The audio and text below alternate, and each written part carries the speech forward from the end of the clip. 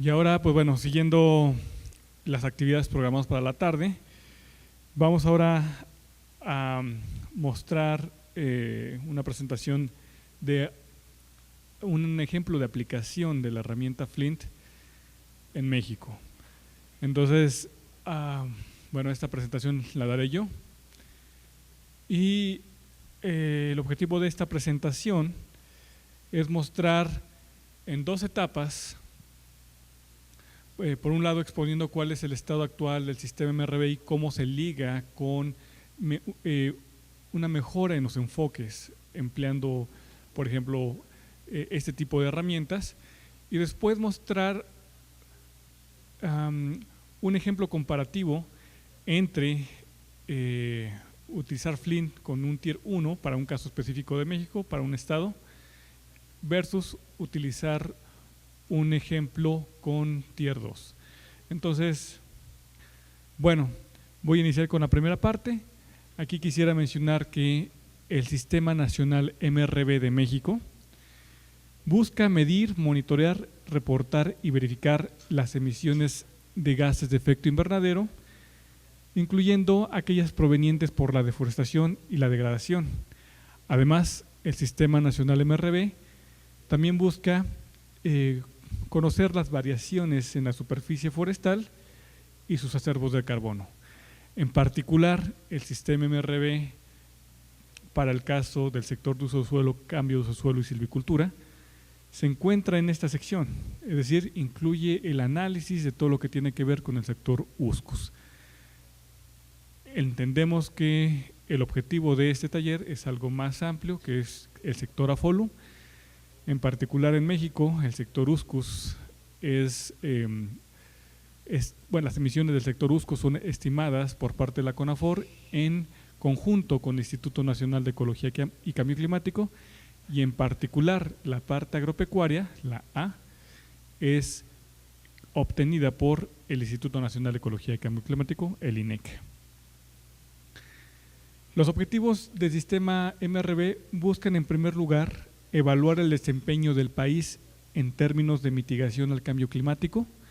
Por otro lado, se busca monitorear y evaluar la implementación de red en México y también obtener información que resulte relevante para el diseño y la implementación de políticas públicas en el sector forestal. En el marco de cada uno de estos objetivos se han elaborado diferentes tipos de reporte. Por ejemplo, se han elaborado los inventarios de gases de efecto invernadero para comunicaciones nacionales e informes bienales de actualización, además de diferentes reportes como los niveles de referencia nacionales y subnacionales y el monitoreo de diferentes indicadores de política pública al interior del país. El sistema MRV tiene tres principales funciones: una función de monitoreo, que es toda esta, una función de reporte y finalmente una función de verificación. Al interior de la función de monitoreo se cuentan con diferentes herramientas para cada componente que incluyen el dato de actividad. Por ejemplo, estamos consolidando el sistema satelital de monitoreo forestal. Por otro lado, para el caso de los factores de emisión, contamos con el sistema de estimación de biomasa y carbono. Y finalmente, para la parte de la integración o estimación de las emisiones, contamos con plataformas semiautomatizadas para hacer toda la integración de las emisiones y la propagación de incertidumbres. Y bueno, con el sistema MRV, bueno, primero quería mencionar que este fue diseñado y consolidado en el marco del proyecto de preparación red y cooperación sur-sur, que fue también conocido como el proyecto México-Noruega, y que bueno, contó con la colaboración en principio del Ministerio de Medio Ambiente de Noruega, así como el apoyo técnico de FAO y PNUD. Esto sucedió entre el año 2011 hacia el año 2014.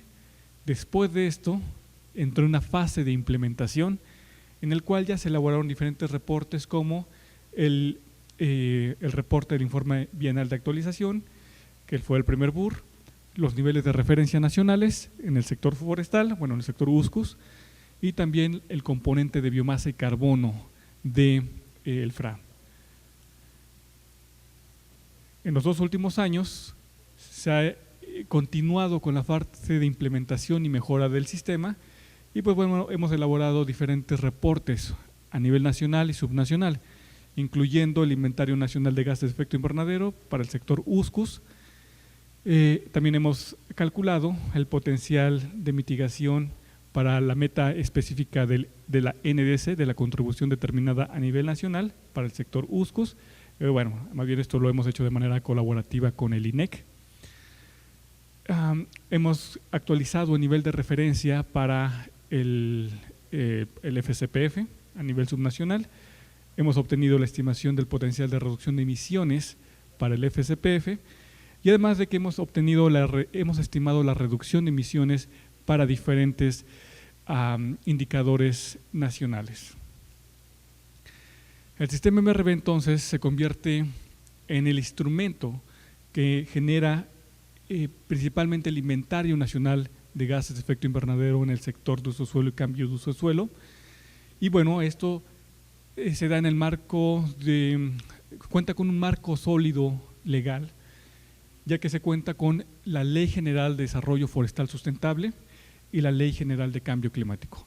La Ley General de Cambio Climático entonces mandata al país a consolidar sistemas MRV. Y la Ley General de Desarrollo Forestal Sustentable indica que es atribución de la CONAFOR implementar y operar el Sistema Nacional MRV. Entonces, con base a el inventario de gases de efecto invernadero a nivel nacional, entonces sirve de base para incluir la parte de contabilidad de carbono en los reportes del informe bienal de actualización, las comunicaciones nacionales, así como la planeación de la NDC. Y esto a la vez sirve para diferentes reportes o programas específicos y diferentes iniciativas, las cuales pues bueno, estamos colaborando con el Banco Mundial y con otras instituciones a nivel internacional. Ya pasando a términos de contabilidad, el enfoque que seguimos es el típico: datos de actividad, factores de emisión, y con esto obtenemos entonces las emisiones. Como había comentado, cada uno de estos componentes tiene herramientas específicas, algunas en procesos de implementación.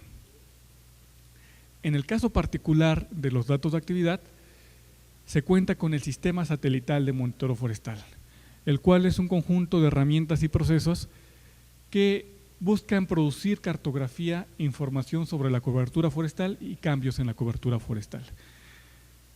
En este sistema contamos con diferentes alternativas. Unas de ellas incluyen enfoques manuales, es decir, mapas de cobertura que veníamos utilizando. Por otro lado, contamos con un enfoque en el cual estamos iniciando recientemente para estimar tasas de deforestación y degradación de una manera tabular, es decir, utilizando una malla de referencia. Y por otro lado, contamos con un proceso de detección de cambio de procesamiento satelital semiautomatizado, cuyo núcleo de procesamiento es el software MATMEX. Entonces, esta es una de las herramientas con las cuales se cuenta el sistema para poder detectar deforestación, degradación y los diferentes procesos. Bueno, este es un ejemplo de los mapas que se están generando. Se busca generar tanto mapas de cobertura como mapas de cambio de cobertura, utilizando Landsat.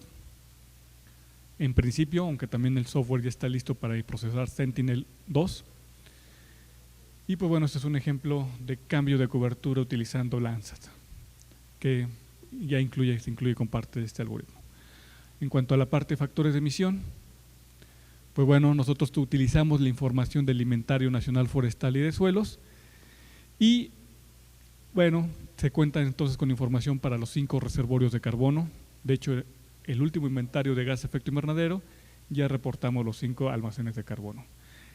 Como les comenté, la principal fuente de información es el Inventario Nacional Forestal, que cuenta con 26.220 conglomerados a nivel nacional y que en eso se encuentra la información para los diferentes los 5 reservorios.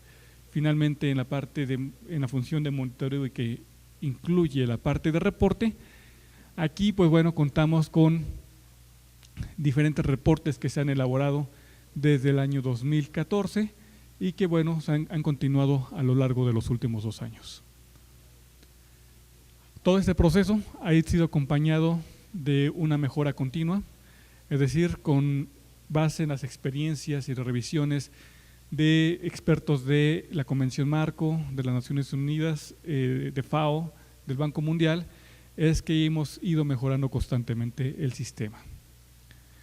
Y pues bueno, hasta ahorita, bajo todo este marco y este tipo de insumos con el que contamos, el enfoque de estimación de emisiones en el sector forestal entonces se basa en detectar áreas de deforestación o degradación, permanencia, conocer cuáles son los contenidos de carbono o las variaciones de los contenidos de carbono y finalmente, por una ponderación, obtener las emisiones y esto incluyendo todo un proceso de análisis y propagación de incertidumbres, tanto de los datos de actividad como de los factores de emisión, utilizando tanto métodos de simulación numérica como métodos analíticos. Entonces, en este diagrama podemos observar que la parte espacial pues estamos utilizando mapas. Por otro lado, en lo que se refiere a factores de emisión, estamos empleando la información del Inventario Nacional Forestal y entonces, al final de cuentas, el cálculo de las emisiones, para el cálculo de las emisiones hacemos una mezcla entre el enfoque de pérdidas y ganancias y el enfoque de diferencia de existencias, el de pérdidas y ganancias y diferencia de existencias. Entonces, no obstante, México, al contar con un inventario nacional forestal y de suelos y al buscar hacer un mejor control de las remediciones del inventario nacional forestal, es decir, buscando que sean parcelas permanentes, buscando que se etiquete adecuadamente el tipo de cobertura en cada uno de los sitios del inventario forestal, pues bueno, podríamos ir transitando hacia un enfoque totalmente de pérdidas y ganancias. Perdón, otra vez, un enfoque de diferencia de existencias. Entonces, este enfoque de diferencia de existencias nos permitiría generar estimaciones de una manera análoga como lo hace el Servicio Forestal de los Estados Unidos, ¿no? Entonces, sin embargo, pues bueno, nos hemos enfrentado a importantes retos también para poder hacerlo, ¿no? Vamos avanzando y estamos buscando hacerlo hoy. Sabemos que, por ejemplo, el caso de Honduras, utilizan solamente la información de su inventario forestal para obtener tasas de deforestación, emisiones, etcétera. Y no obstante, considerando que tenemos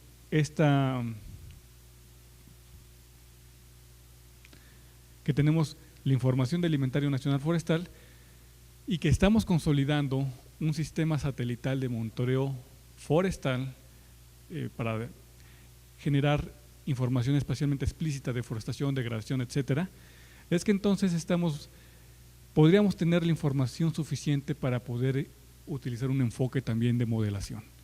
Este enfoque de modelación, pues, como ustedes han visto, requiere información específica del punto de vista espacial, pero también requiere información de los contenidos de carbono. Entonces, considerando esta información, podríamos también ir generando estimaciones utilizando este enfoque. Bueno, aquí es necesario mencionar que un enfoque de modelación ya ha sido implementado en ciertos niveles aquí en el país. Por ejemplo, el proyecto México-Noruega tuvo un componente multiescala en el cual se desarrolló experiencia sobre el uso de modelos, en particular a través del CBM, en el cual pues Marcela tuvo la oportunidad de contribuir. Por otro lado, en el marco de la cooperación, bueno, siempre se me olvida el nombre, la CCA, también en este marco de este proyecto se ha avanzado en utilizar modelación a nivel de 2 estados en el país para conocer los posibles escenarios de mitigación. Y entonces esa es parte de la experiencia que actualmente se desarrolló en México. Sin embargo, ¿hacia dónde nos interesa ir? nos interesa ir hacia utilizar la modelación para conocer cómo podemos cumplir con la NDC a nivel nacional y que esto forma parte a su vez de los compromisos que el país tiene con diferentes iniciativas internacionales como el Banco Mundial y diferentes programas y proyectos.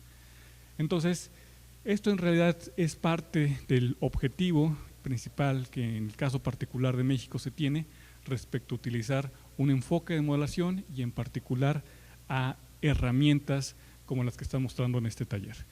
Entonces, México tiene la oportunidad de contar tanto con información de un inventario nacional forestal que entonces le permitiría consolidar un enfoque de diferencias de existencias, pero a la vez también ir avanzando en un enfoque de pérdidas y ganancias. Esto nos permitiría hacer una comparación de ambos enfoques, nos permitiría hacer una calibración de la parte de modelación y al ir viendo cómo se comporta una respecto a otra. Además de que en el caso específico de la modelación se podría tener también un mayor conocimiento a nivel espacial. Por otro lado, el enfoque de modelación permitiría dar seguimiento a las emisiones de cada una de las actividades red y además generar, claro, los escenarios de mitigación, que es parte de lo que se busca como les había comentado en la diapositiva previa. Por lo tanto, contar con herramientas de integración ayudaría a mejorar los controles de calidad, ya que nos permitiría identificar umbrales, por ejemplo, de crecimiento, de tasas razonables de degradación, etcétera. Permitiría también mejorar la sistematización de los datos y de los procesos de cálculo. Y finalmente, bueno, no finalmente, más bien entre otras, vemos que esto ayudaría mucho a hacer una mejor sociabilización de la información con fines de apoyar también la transparencia. Entonces, esto ayudaría también a que la información que se comparta entre los países o que se le comparta en este caso, por ejemplo, al Banco Mundial, ayudaría a que fuera de una manera más estandarizada. Entonces, con base en este contexto, ahora le pasaría la palabra a Jeff para que exponga de manera particular el ejemplo de aplicación de Flint en México, en el que se buscaría comparar los resultados y el enfoque de procesamiento de un Tier 1 versus un Tier 2 para un caso particular de un estado de México, que es el estado de Quintana Roo. En principio, para el caso de los valores por defecto, se estaría empleando los valores del IPCC y para el caso Tier 2 se estaría empleando la información del Inventario Nacional Forestal y de Suelos. En el caso de datos de actividad, por el momento y con fines ilustrativos, se está empleando la información de Matt Hansen. Thanks very much. Lo que estábamos tratando de hacer aquí, trabajando con el equipo de Osvaldo, es demostrar la forma en la que puedes migrar del Tier 1 a Tier 2 dentro del marco de Flint y el proceso por el cual tienen que pasar y el indicador de qué tan complejo o no sería el proceso. Así que acaban de escuchar de Osvaldo cómo recolectaron muchísima información de todo México y determinaron factores de emisión. La forma en la que lo hicieron fue en intervalos de 5 años y están buscando los cambios dentro de los usos de bosque y de no bosque. Lo que hicimos fue que tomamos la data del inventario y la convertimos del cambio de factores de emisión que utilizaron para su marco de contabilidad y lo cambiamos para que fuera un valor promedio de stock de carbono dentro de Quintana Roo en los bosques. Esto fue una manipulación de su data actual para compensar por el método que utilizamos dentro del marco Flint. Después de hacer esto, hicimos una corrida de Tier 1 para el Estado utilizando toda la misma data y las mismas suposiciones de las que hablamos esta mañana. Todo se hizo igual como les expliqué en la mañana. Después pasamos a la base de datos y reemplazamos para la vegetación, que es un bosque lluvioso tropical, cambiamos los valores de Tier 1 para Tier 2, subimos la base de datos y la corrimos nuevamente. Así que la forma en la que eso se ve es así. La corrida Tier 1, esto es lo que le mostré esta mañana, todas las insumos, el marco es el mismo, tenemos la base de datos de Tier 1. Y lo que hicimos fue que cambiamos algunos valores en la base de datos y todo lo demás se corrió igual y lo volvimos a correr nuevamente. Una vez que teníamos la data procesada en el formato correcto, para cambiar la base de datos nos tomó unos 2 minutos, subir la base de datos nos tomó unos 5 minutos y correrlo nuevamente. Jim se fue del salón, no sé cuánto le tomó correrlo, pero fueron algunos minutos igual. De hecho, el proceso en términos de tiempo para pasar de Tier 1 a Tier 2, ya que la data estaba en el formato correcto, es algo muy rápido. En términos prácticos, como eso se vio, solamente para comenzar, esto lo puse aquí por 2 razones. Uno, para mostrarles la región, y había una pregunta acerca del tipo de data. ¿Qué tipo de data teníamos que suministrar? Es un archivo GeoJSON, a lo mejor no lo conocen. Esta es la data dentro del archivo GeoJSON. Es como un archivo de texto. Si yo expando este grupo aquí, van a ver una lista de coordenadas, y esas coordenadas indican un punto dentro de la esquina del polígono. El punto principal que podemos ver aquí es que para cada polígono hay un nombre de bosque seco tropical y el código. Y aquí abajo tenemos un bosque húmedo tropical y tiene el código 12. Todos tienen que recordar 12. Cuando pasamos a la base de datos, esta es la base de datos de Tier 1 que les mostré antes. Pueden ver que la zona ecológica está aquí, 12, que concuerda con la otra, y podemos ver que la biomasa de Tier 1 estaba en 220. Ahora dice 44. Esto corresponde con los valores que calculamos de la data del inventario y vimos la tasa, la proporción y el crecimiento a nivel 1, en Tier 1 y Tier 2. Es un cambio dramático, ¿verdad? Es bastante drástico. Yo estaba esperando que todos se sorprendieran. Ese fue el proceso, y en términos de las salidas,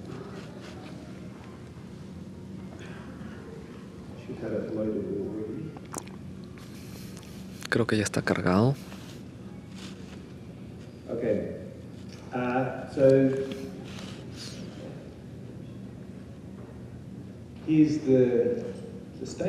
Aquí está el estado, Quintana Roo.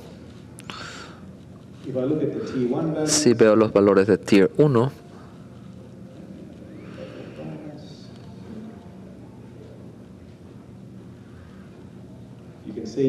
pueden ver los valores de Tier 1 son similares a los que vimos antes. Quizás no puedan distinguirlo por las sombras, pero vamos a ver si paso a la base de datos de salida de Tier 2. Pueden ver, todo se ve bastante igual, pero el verde está un poco más oscuro porque tiene una acumulación, un stock de carbono menor. Si voy al sistema de análisis y a las tablas para la corrida de Tier 1, podemos ver al stock de carbono superficial o aéreo, perdón. El final aquí estaba cerca a 17 millones de megatoneladas.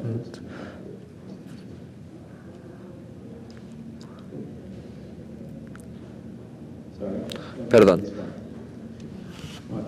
abrir la que no era. Voy a abrir la de Tier 1.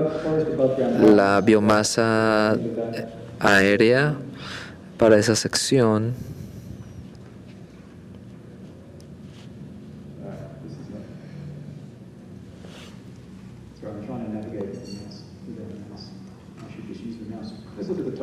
Vamos a ver el valor superior.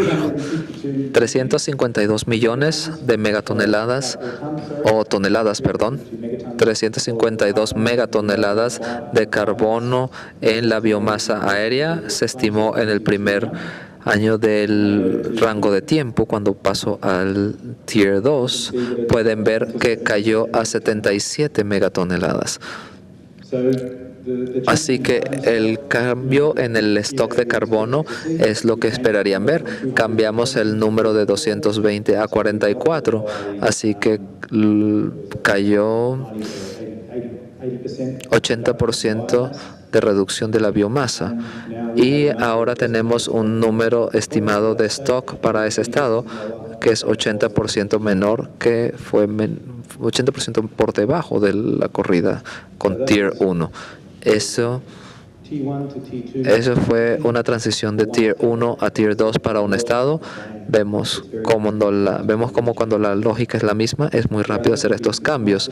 Creo que el siguiente paso que sería bueno es utilizar los productos de cobertura de tierra para hacerlo más localizado y poder tener más estratificación y utilizar más factores de emisión más estratificados. Pero de nuevo, cuando la lógica es consistente, los cambios no son dramáticos o drásticos. ¿Alguna pregunta sobre este tema?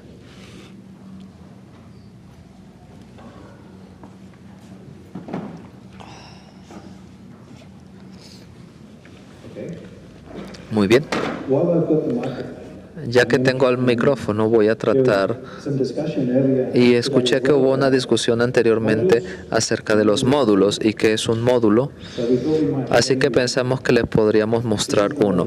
Este es uno de los módulos más sencillos para la fermentación entérica y le podemos decir cómo se ve el código que está dentro del módulo.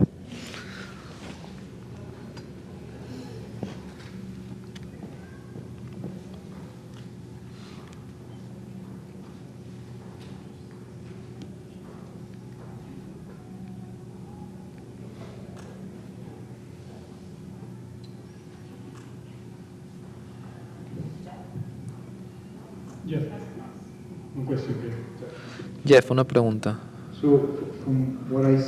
Por lo que veo, básicamente estás multiplicándolo por la porción. 44 toneladas son de 222. No, reemplazamos las 220 por las 44.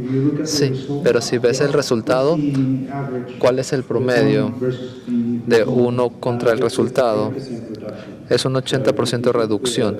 Si entiendes la pregunta bien, si tomas los 360 las 70 megatoneladas y lo divides entre los 300 y tantos, terminas con un 20%. Así que si ves la diferencia de factor de emisión, fue 20% también. Es la misma.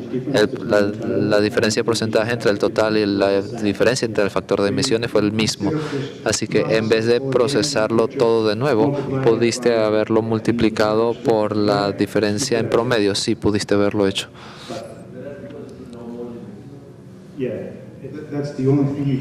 Eso es lo único que cambiaste. Sí, es lo único que cambiamos. Fue un cambio realmente muy, muy sencillo, pero era para demostrar que puede ser rápido pasar por ese proceso.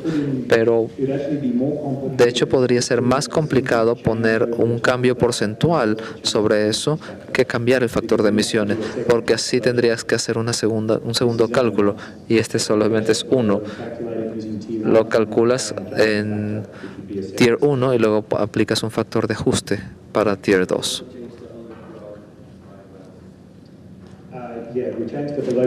Sí, cambiamos también los valores de biomasa subterránea y todo lo demás. Muy bien.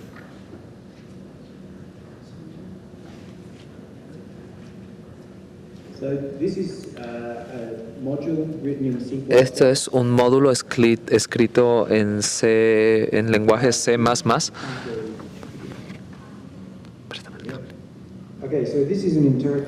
Esta es la fermentación entérica que se desarrolló en Colombia con Jim, quien de nuevo convenientemente se sale del salón cuando tengo que hablar con él. Ah, no, está allá atrás. Bueno, lo que es, y voy a tratar de explicarlo. La primera parte se trata de establecer la terminología. ¿Qué es timing? Timing igual es la unidad de data de tierra multiplicado por el tiempo. D es el departamento, M es la municipalidad. El municipio está estableciendo qué son estas cosas.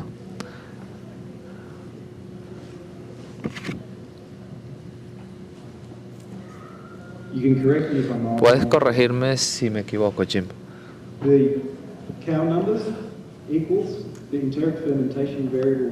El número de vacas es igual al a la variación de fermentación entérica, al valor de fermentación entérica, y dentro de la base de datos tenemos diferentes clases de edad de ganado. Hay 7 grupos distintos y estamos diciendo que las vacas 0 es el número de vacas en el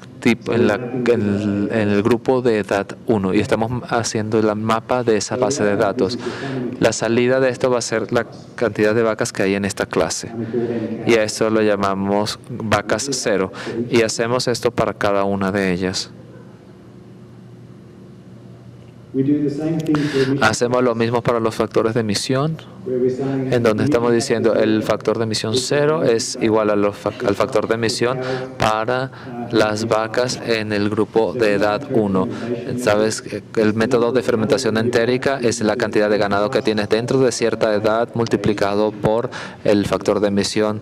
Esa es la forma más sencilla de verlo. Esto está diciendo que EF0 es el grupo de edad 1 y la vaca 0 es el número de vacas 0 dentro de ese grupo de edad 1. Luego hacemos el cálculo en donde decimos, calcula el factor de emisión del factor de emisión 0 multiplicado por vacas 0. Entonces estamos multiplicando el número de vacas en el grupo de edad 1 por el factor de emisión para las vacas en ese grupo de edad 1. AE multiplicado por EF, si no me equivoco. Y ese es al final acumula las emisiones, las almacena, acumuladas por el departamento, por la municipalidad, por año, y lo hace para todas las emisiones por clase. Está haciendo la multiplicación y luego estás almacenando las salidas en la base de datos y en el registro.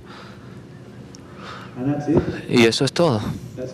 Ese es un módulo de fermentación entérica para Flynn. No es espacial, solamente se alimenta de la base de datos, pero dentro de esto, si quisiéramos cambiar esto y quisiéramos ver algo más espacial, si fuera un bosque, por ejemplo, en vez de una base de datos, y estuviéramos viendo en ganados, si estuviéramos viendo el bosque, puedes cambiar no el factor de emisión, porque eso es parte de la base de datos.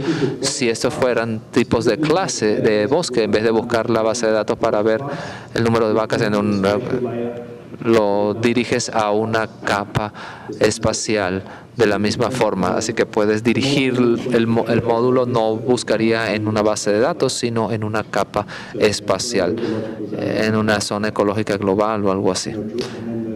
Y luego Flint sacaría esa información de la capa de la misma forma en la que lo hace de la base de datos, hace el cálculo y lo almacena en la base de datos. Todavía no veo a nadie asombrado. Tenemos una pregunta, eso sí.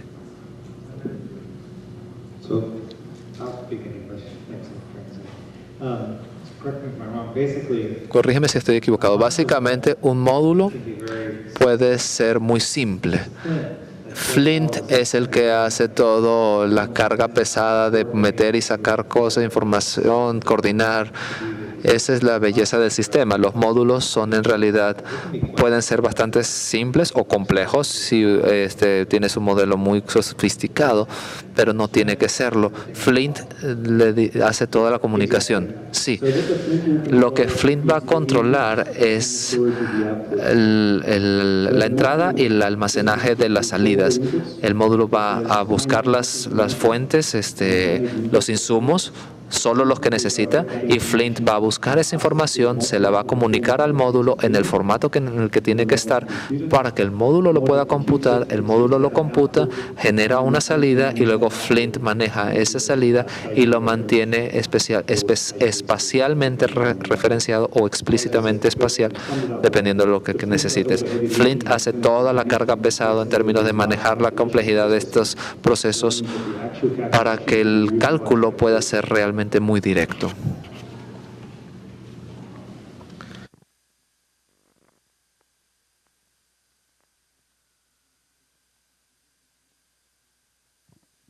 Para reducir áreas de transcripciones al pasar a una estructura de base de datos, esto reduce mucho el error humano, porque no tiene que hacer tanta transcripción.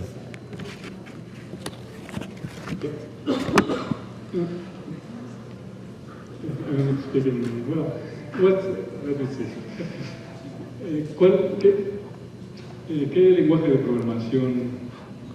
What programming language ¿Qué lenguaje de programación emplea? does Flint use? I remember you said C++. Does it include some other? Todo está escrito en C++. Puedes codificar módulos en otros lenguajes y puedes hacerlo para que Flint lo coordine con el software. Sí, Python, por ejemplo, Python. ¿Algo para añadir, Jim? Otra pregunta. ¿Cuál es el lenguaje de programación? What is the programming level you employ for the graphic user interface for Flint Pro? Sorry, what is the language or what is the... Sí, the language.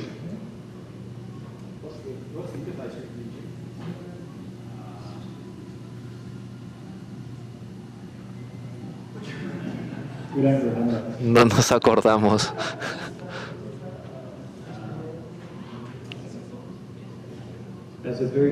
Esa es una muy buena pregunta y necesitamos averiguar la respuesta.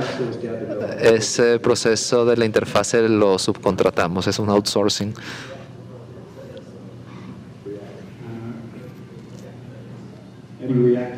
A lo mejor JS, React.js.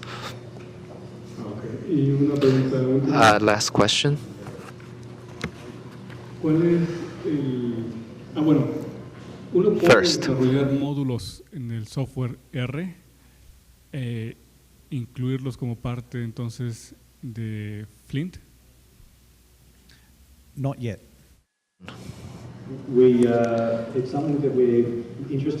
Es algo que nos interesa revisar, especialmente para el análisis de incertidumbre, ver cómo ligar la salida. Probablemente sea más que la salida que un módulo nuclear esencial.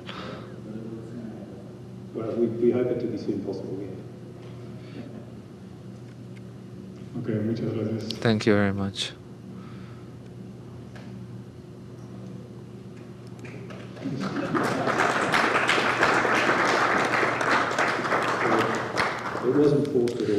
No fue un aplauso forzado para nada, ¿verdad? Pero gracias como quiera. Bueno, aún tenemos 10 minutos. We still have 10 minutes as part of this session, so if there are any other comments or questions. Primera presentación, como la segunda parte, es un momento adecuado. Una pregunta por parte de Colombia.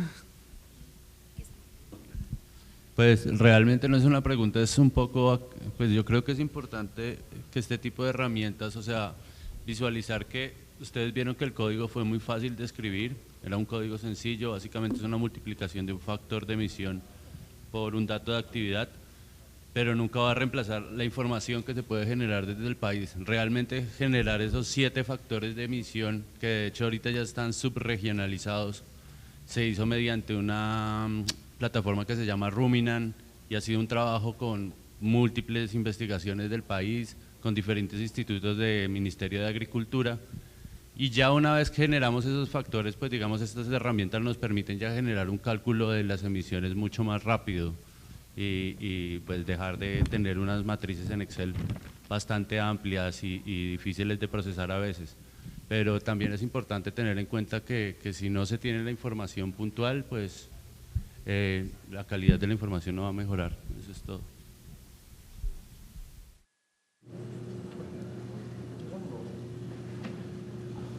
Solo un comentario rápido. Que justamente eso es lo que ha dicho Rob como un par de veces, que Flint no reemplaza todo el trabajo previo, es una manera de integrar. Sí he aprendido algo en estos 3 días acá. Aquí estás. Y en realidad, complementando lo del compañero de Colombia, cuando tenemos un sistema bien complejo para generar los factores de emisión a partir de datos que salen de otras fuentes, incluso se podría generar un módulo para el país programado de alguna manera para que eso se haga dentro de Flint, para no tener esas Excel por fuera de Flint, para tener después el factor de emisión que meterlo en Flint, lo cual sería muy fácil, pero tenés todas las planillas de Excel igual, o sea que Flint en realidad no está haciendo mucho trabajo. Quizás cuando el país ya tiene desarrollado esos procesos complejos para desarrollar factores de emisión, pudiera programarlos en C++ o lo que fuera para que fuera un módulo de Flint y lo único que le ingresara son los datos primarios de actividad o lo que fuera. Complementando un poco también lo que mencionó el compañero de Colombia, como se mostró para el caso práctico de uso de Flint en México, ahí se hace una comparación entre utilizar un Tier 1 versus un Tier 2. Aquí quisiera recalcar que en realidad lo que se mostró fue un ejemplo de la aplicación de la herramienta y que indudablemente pues los factores de emisión, particularmente de un nivel Tier 2, son mucho mejores que los de un Tier 1, ¿no? La idea de emplear un Tier 1 es solamente hasta aquí con fines demostrativos. Para el caso particular de México, como lo mostró Jeff, la diferencia entre utilizar un Tier 1 versus un Tier 2 es muy importante. Y pues justamente para construir un factor de emisión Tier 2, pues implica todo un proceso de colecta de información, de depuración, de cálculo, de revisión, etcétera, que para el caso de nosotros y para el caso particular de ese estado se ha desarrollado a través del sistema MRB y que bueno, seguramente, tal vez como lo acaba de comentar el compañero de Uruguay, eso podría ser todo otro módulo completo que se podría visualizar tal vez integrándolo, pero en la realidad en el caso de México obtener factores de emisión Tier 2 es todo un sistema de estimación de biomasa y carbono que tarda 22 días en correr. Entonces, porque implica información de 3.8 millones de árboles, 600 modelos salométricos, 27.000 de decidas de la madera.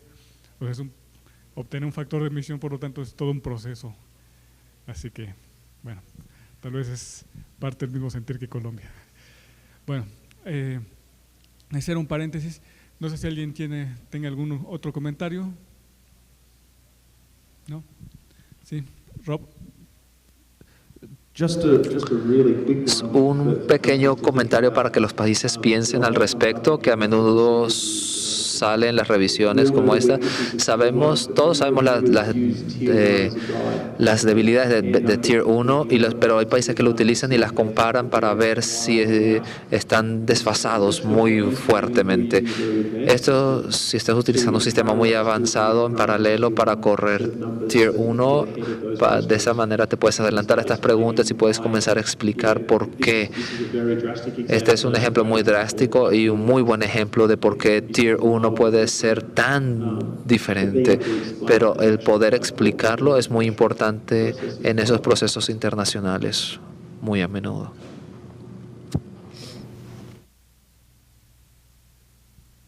Ok, bueno, sí. Si no hay algún otro comentario, creo que podemos... Julián, adelante.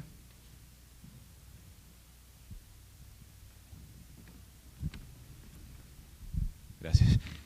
A mí lo que me gustaría es, no sé, si pudiésemos empezar a concretar pasos de adaptación comunes.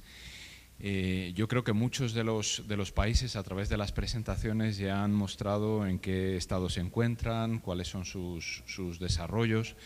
No sé, yo creo que pensando ya en una posible adaptación a Flint, yo creo que sería bastante útil que de forma más concreta nos comentarais cuál deberían ser esos pasos en adaptación y si les parece poner un caso de ejemplo, porque creo que afecta a muchos de los países que hay aquí representados. No a todos, pero yo creo que en gran medida bastantes de los países que están aquí están haciendo un ejercicio de análisis. Me voy a referir a las actividades de red, ¿de acuerdo? Por poner un caso concreto.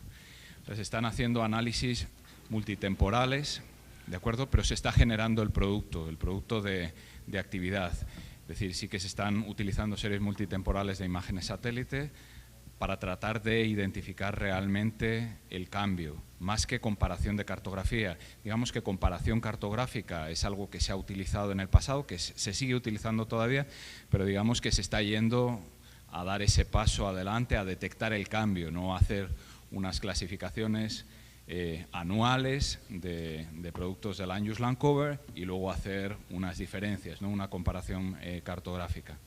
Y luego, para apoyar ese proceso de wall to wall, se está haciendo esta otra malla que es bastante general en muchos países, una malla sistemática. No se trata más que de un muestreo estadístico, estratificado. Se puede utilizar Collect Earth o se pueden utilizar multitud de otras herramientas, ¿de acuerdo? Pero lo importante es que se está utilizando una metodología de muestreo estratificado. Entonces, al final lo que se tiene es esa base de datos que permite a los países hacer reportes muy rápidos, ¿no? Porque realmente es una metodología barata y que se puede completar el proceso, sobre todo pensando en eventos de monitoreo en muy poco tiempo. Entonces, eso va a dar una flexibilidad muy grande a los países para poder precisamente, por ejemplo, acudir a esos programas de pagos por resultados, ¿no? Entonces, yo sí que conozco bastantes ejemplos de los que están aquí representados que están tratando de ir en ambas direcciones, sin evitar ninguna de las dos, ¿no? No sé, se me ocurre Costa Rica, se me ocurre Nicaragua, se me ocurre Panamá, como habéis comentado, con el tema del nivel de referencia. México mismo está yendo en ese sentido. Entonces, no sé, creo que tenemos una serie de países con esas necesidades y esos datos cartográficos que se está produciendo. Entonces, ¿cuáles serían, para esas actividades específicas que pueden ser deforestación, degradación forestal o ganancia, incrementos de stocks de carbono, cuáles serían las recomendaciones o los pasos, si se pudiesen enumerar, de adaptación en el estado actual que se encuentra Flint? O bien pensar en qué desarrollos o modificaciones se podrían hacer en Flint para adaptarse a las fuentes de datos que están generándose en los países. No sé si es una respuesta, si se puede dar una respuesta rápida, pero o sea, mi interés es concretar un poco pasos y ver cuestiones e intereses comunes entre los países.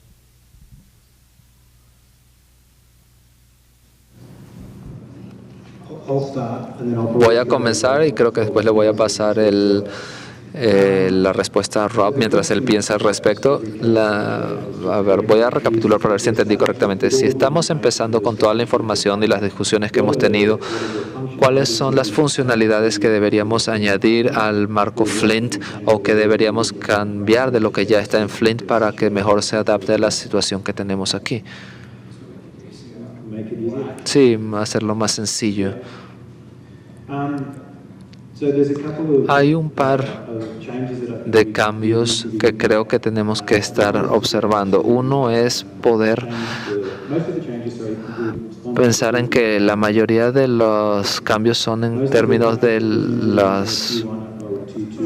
la mayoría de los países están utilizando un proceso de emisiones de Tier 1 o Tier 2 para ganancia y pérdida, para deforestación y aforestación.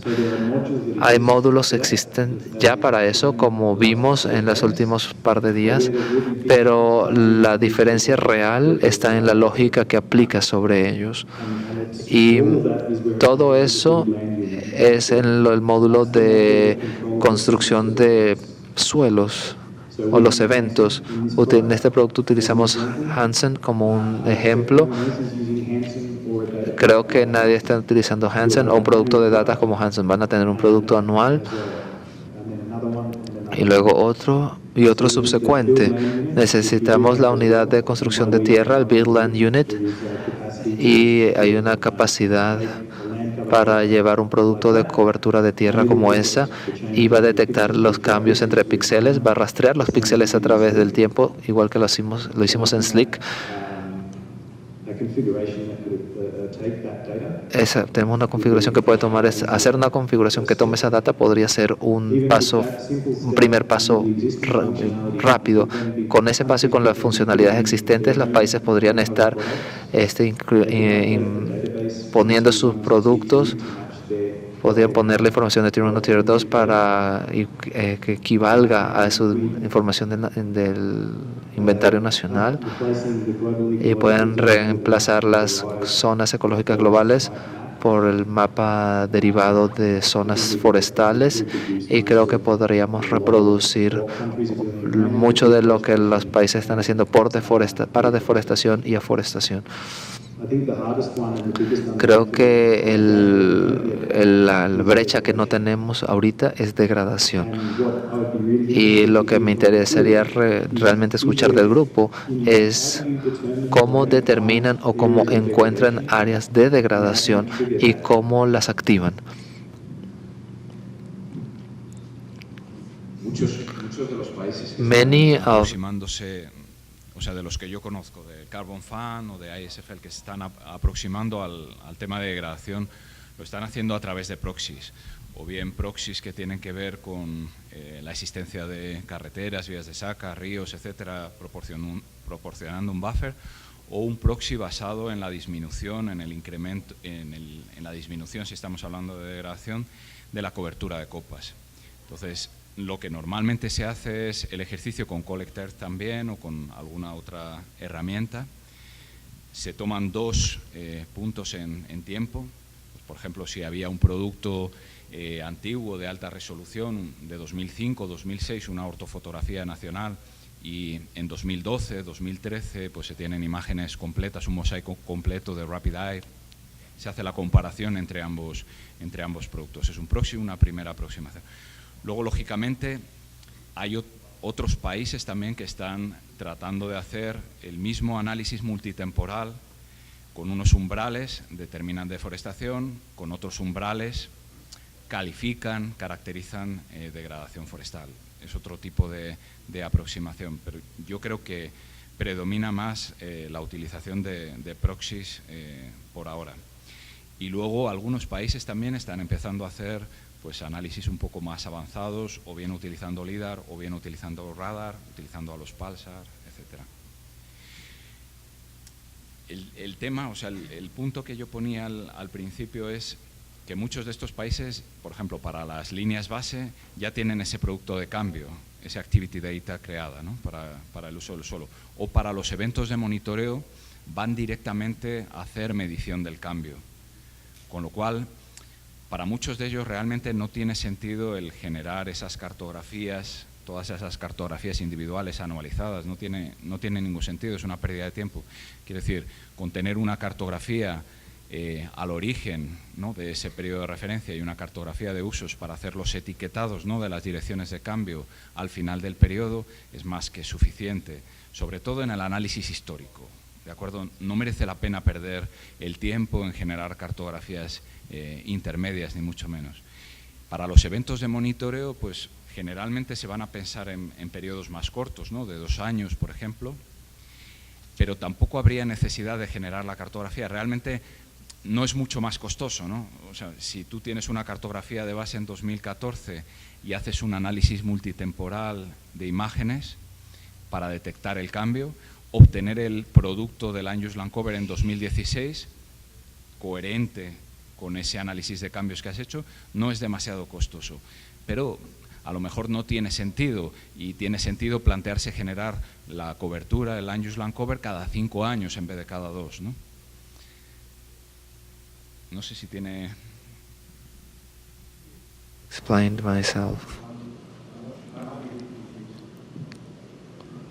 Rob's picking up the microphone, but I'll start and Rob can... Voy a comenzar y Rob puede hacer la intervención. In terms of, I suppose, the two things I think we need to be careful. Que hay 2 cosas con las que hay que tener cuidado. Si estás estableciendo un método de línea basal en las misiones históricas, si estás utilizando un producto de cobertura de tierra para determinar la base, It's very good practice. es una muy buena práctica tener consistencia cuando haces el monitoreo Because you're trying to... de las acciones, porque estás tratando de reportar en relación a algo. Así que si cambias el producto, si pasas de hacer un enfoque de modelo a uno de emisiones y comparas la medición a lo que fue la predicción del modelo, diferenciando qué cambios reales ocurrieron porque cambió la metodología, es prácticamente imposible. Así que necesitas tener cuidado con lo que tu programa de monitoreo va a hacer al desarrollar tu línea basal, porque quieres consistencia entre ambas.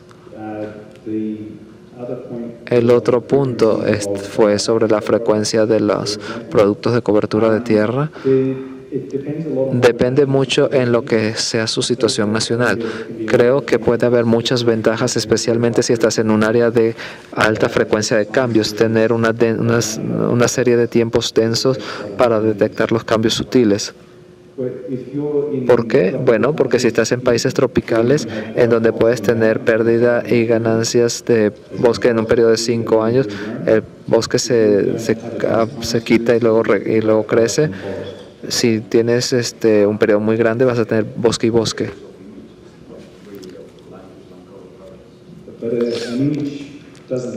Una imagen no te dice nada, es una foto. Hasta que no sea analizada y convertida en un producto.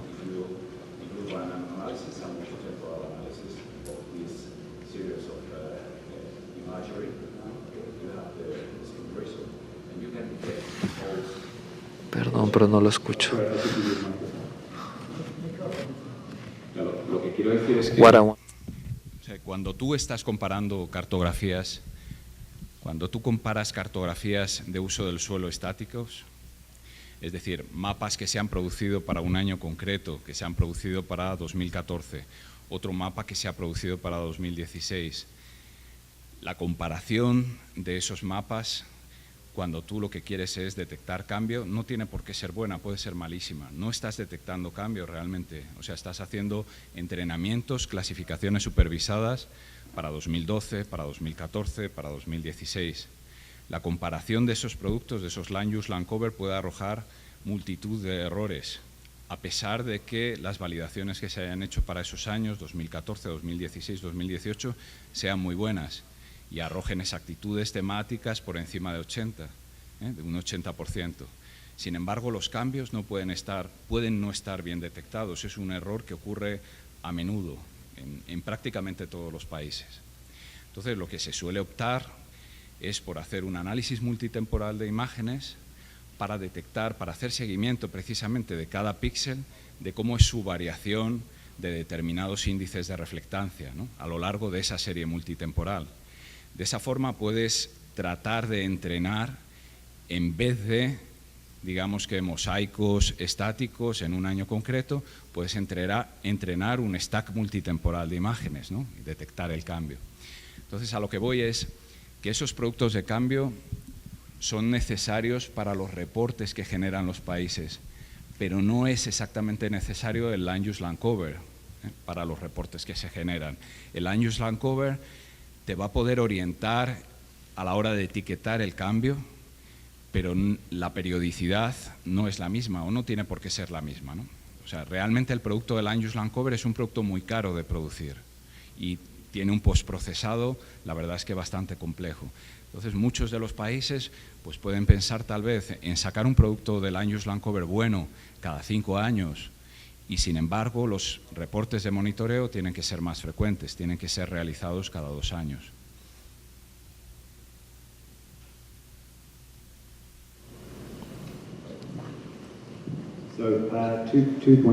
Dos puntos. Uno, malentendí lo que decías por el análisis de tiempo. Pensé que decías que tenías una imagen sin hacer el análisis de los retornos del espectro. Pero lo que no entiendo bien aquí es, si tienes un cambio en el espectro, tengo un cambio en 2 años cuando hago mi evaluación. ¿Cómo conviertes ese cambio en una emisión si estás reportando menos de 5 años? No estoy seguro cómo traducir ese proceso de detección en una contabilidad de emisiones. En cuanto a datos de actividad, simplemente tú partes de una cartografía. Se parte de una cartografía, ¿no? de usos del suelo, haces un análisis de esa serie multitemporal de imágenes, tienes un mapa de probabilidad de cambio y ese mapa de probabilidad de cambio lo ajustas a unos umbrales de qué es lo que significa el cambio, si es deforestación, si es degradación forestal, etcétera. Pero no tienes necesidad de generar un producto del Land Use Land Cover para ese punto intermedio, o sea, puedes generarlo más adelante.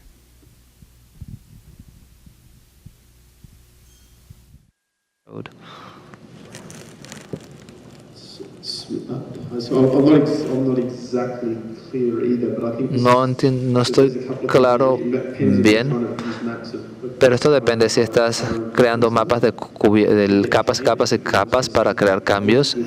Hay problemas significativos con hacer eso y creo que desafortunadamente es un problema que hemos visto muchas veces y lo mencioné antes en la presentación de data. Solo que tengas un etiquetado bueno no significa que sea consistente, generalmente no lo es, así que tienes que tener un proceso que te permita hacer esas series de mapas en el tiempo consistente.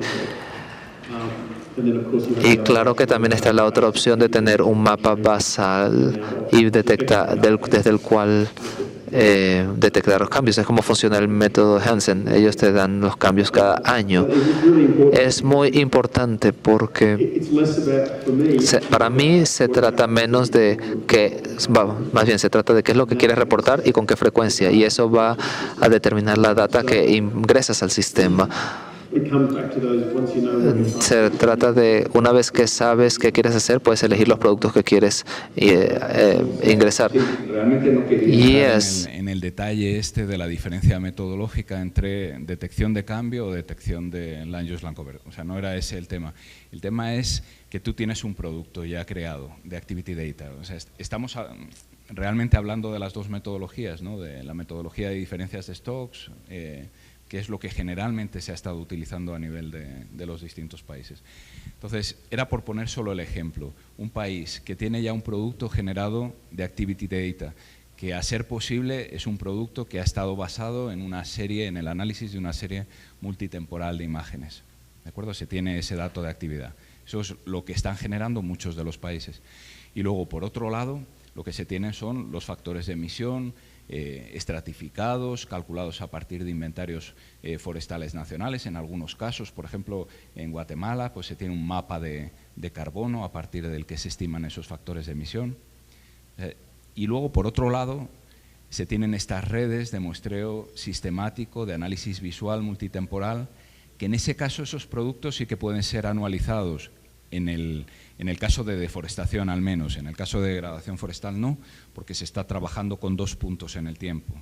¿no? Por limitaciones de disponibilidad de imágenes y porque el proceso de deforestación, pues de degradación forestal se puede revertir en cualquier momento. Es difícil de estimar a partir de proxies de diferencia de copa. Sin embargo, el proceso de deforestación sí que se pueden sacar rates de deforestación anual. Entonces, nos encontramos con países que tienen ya generadas esas cartografías de datos de actividad para deforestación, y para degradación forestal se suele tener esa base de datos pues basada generalmente en la malla sistemática, ¿de acuerdo? Entonces, y luego por otro lado los factores de emisión pues regionalizados a partir de datos de inventario forestal nacional o bien en algunos casos creados mapas de stocks de carbono. Con esa información que es común a la de muchos países, ¿cómo habría que adaptar? ¿Qué pasos habría que dar en ambos sentidos? Quiero decir, en adaptación de información o en adaptación de la plataforma de Flint para embeber esos datos.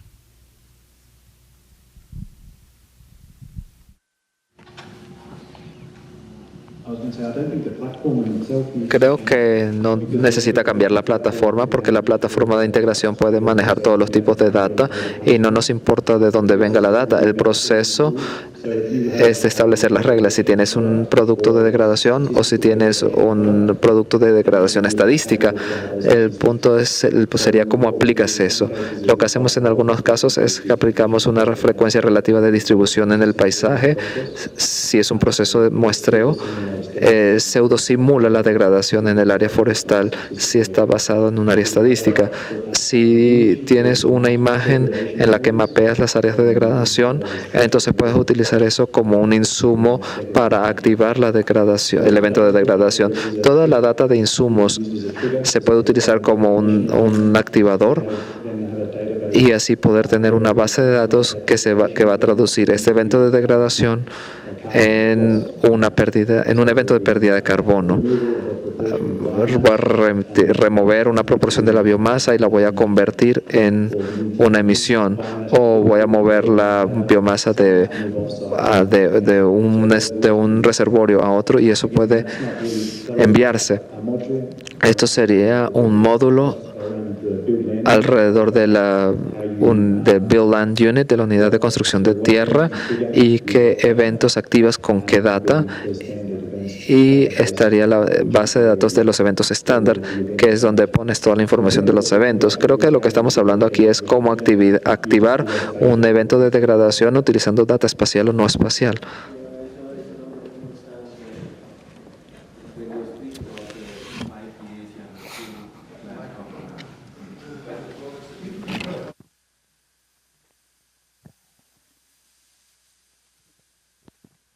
Para aclarar, estás hablando de que cada 5 años tienes un mapa de cobertura total de tierra, pero tienes productos en el medio que están basados en observaciones y esas observaciones no son de la tierra, así que tienes que encontrar dónde buscar la observación y regresar, ¿o cómo funciona? Vamos a considerar un caso de un país que genera esas cartografías de uso del suelo cada 5 años, ¿de acuerdo? Pero que para los reportes intermedios utiliza esta malla sistemática que es de análisis visual multitemporal basado en imágenes de alta resolución y que le permite además sacar rates de deforestación anuales. Entonces, se tiene por un lado la información, el wall-to-wall approach cada 5 años, pero se tiene luego también a su vez esta malla de muestreo sistemático que sirve para reportar tanto datos de actividad para deforestación como degradación forestal, o puede servir, o para ganancia de stocks de carbono o ganancia de bosque, de superficie de bosque. Tenemos otras intervenciones. Aquí tienen otra pregunta y allá atrás. Sí, bueno, Julián, respecto a la pregunta que hacías, pensábamos ahorita en nuestra mesa cómo podríamos hacerle para adaptar la experiencia de México, los insumos y los productos que ya tenemos a Flint. Entonces lo que decíamos es que nosotros tenemos dinámicas, es decir, productos de cambio y permanencia, obviamente el no cambio como una categoría más, 11 dinámicas, tenemos 17 transiciones dentro de esas dinámicas y 2.500 subestratos. Los estratos son, así muy rápido,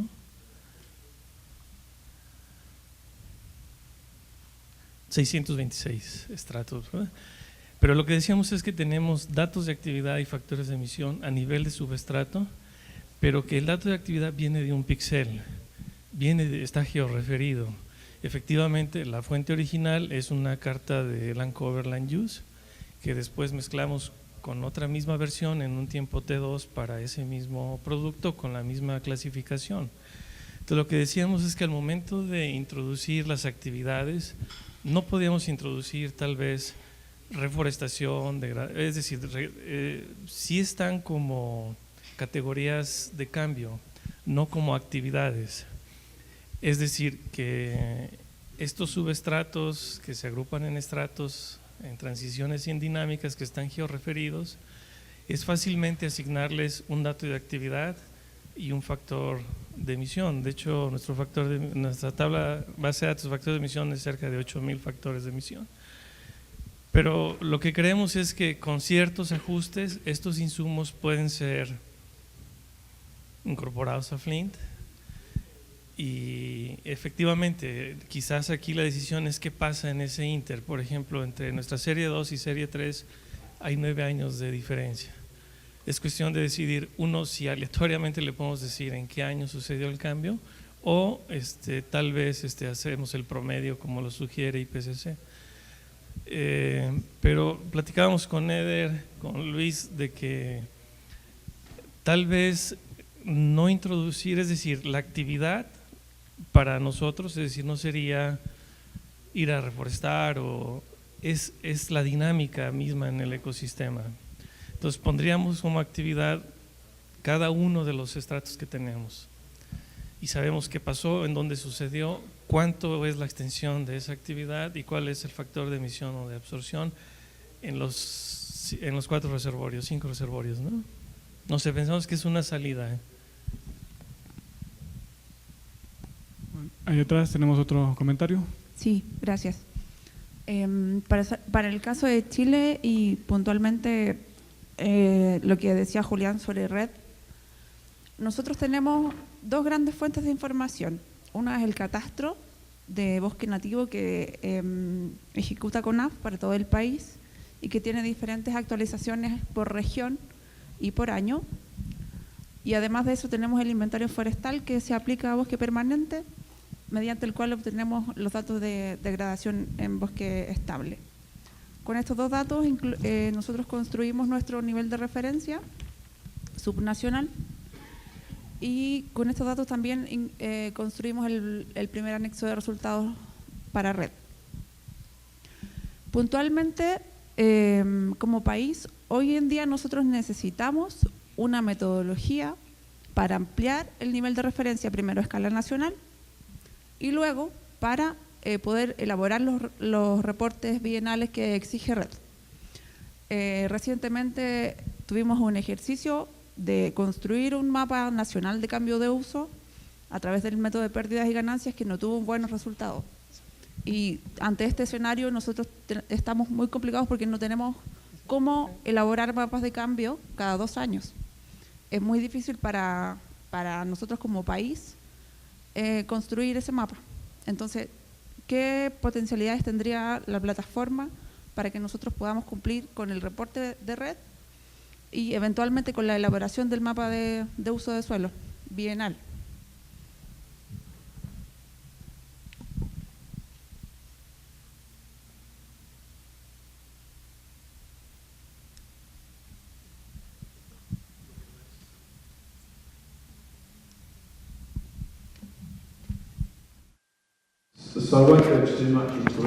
No me voy a meter en mucho detalle aquí, pero quizá si nos sentamos a aquellos de ustedes que les interese esto y lo podemos mapear en una hoja de papel, quizás sea más sencillo. Pero lo que mencioné el otro día, uno de los elementos clave de lo que Flint necesita hacer es necesita decidir cuándo limpiar un píxel. Al momento lo que hace es que distribuye aleatoriamente entre las fechas de la toma de cada mapa. Entonces, eso significa que tienes una distribución uniforme, y eso está muy bien si no tienes otra información, pero si sí la tienes, como nada más tenemos mapas cada 5 años, pero entre ellos sabemos cuáles son los índices y puedes empezar a asignar píxeles. Y esto vuelve al punto de Jeff. Puedes empezar a decirle al software, sí tienes mapas aquí, pero acá nada más tienes muestras, pero en estas distribuciones, estos píxeles los limpias o los libras. Y eso lo haces en la etapa de diseño. Y después de eso, puedes asignar frecuencias si es necesario, para que se convierta en un proceso más estadístico. Bueno, adelante. En caso de que no haya entendido bien su pregunta, Flint no es un producto de procesamiento de datos. No tenemos planeado convertirlo en un sistema que produzca productos de cobertura de tierra. Es un sistema, Eric, ahí en la esquina, y la FAO con su apoyo. Y hay muchos otros proveedores de datos, obviamente, pero es bueno tener uno de ellos aquí en la sala. Ellos tienen mucha experiencia en el desarrollo de productos de cobertura de tierra. Nosotros decidimos no entrar a ese campo para nada con la plataforma Flint. Una vez que estos productos se han creado, los factores de emisiones o de una hoja de cálculos o de una base de datos, etcétera, el objetivo es cómo utilizar mejor los datos que se están recolectando para cumplir con los requerimientos del reporte. Sí, es lo que quiero decir también, si puedo añadir algo rápidamente. Me parece que ahora con los sistemas de alertas tempranas, con BFAST, por ejemplo, los modelos de BFAST, podemos usar todo lo que vamos a crear. Por ejemplo, si vamos a crear alertas tempranas, podemos usar estas alertas para dentro de Flint, por ejemplo, para crear estos mapas más frecuentes. Y también si vamos a usar BFAST para detectar cambios, detectar degradación, por ejemplo, podemos usar este modelo dentro de Flint para crear productos cada año, cada mes, cada semana. Cuando tenemos una observación, podemos añadir esta observación, recorrer Flint y reproducir resultados con estos datos que vamos a crear para otros usos, pero podemos usar dentro de Flint también. Si podemos integrar Flint, por ejemplo, con CEPAL o en otra herramienta, es así una metodología en que podemos conversar, o las dos herramientas pueden conversar. Bueno, para contribuir a esta discusión, yo también quisiera comentar que en realidad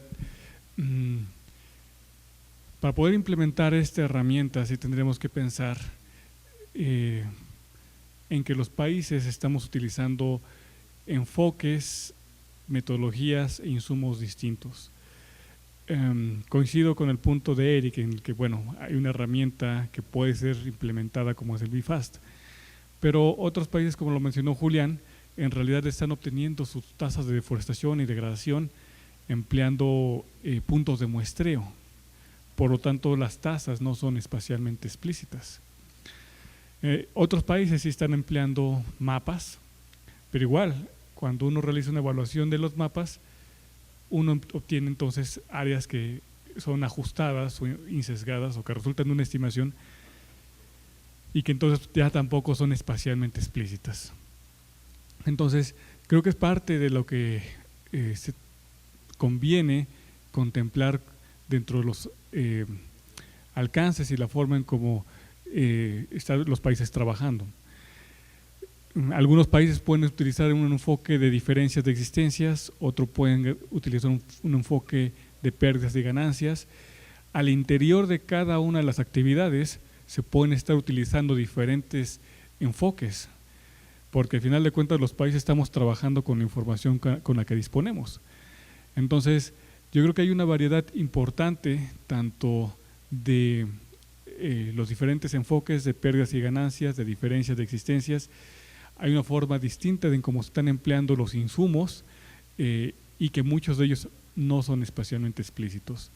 Entonces, creo que es parte de lo que se está discutiendo aquí. Afortunadamente tenemos la oportunidad de tener a 16 países presentes, pero el caso de como el cálculo de las emisiones que está haciendo Chile es muy distinto a la forma como lo está haciendo México, o con el caso de igual lo que está haciendo Costa Rica, Honduras, etcétera, ¿no? Es decir, cada uno de los países tiene particularidades y creo que una buena pregunta para los compañeros de Moya sería ¿qué se propondría o cuáles serían los pasos que propondrían para que la herramienta pudiera entonces considerar estos diferentes enfoques, estos diferentes insumos que los países tienen? No sé si tengo...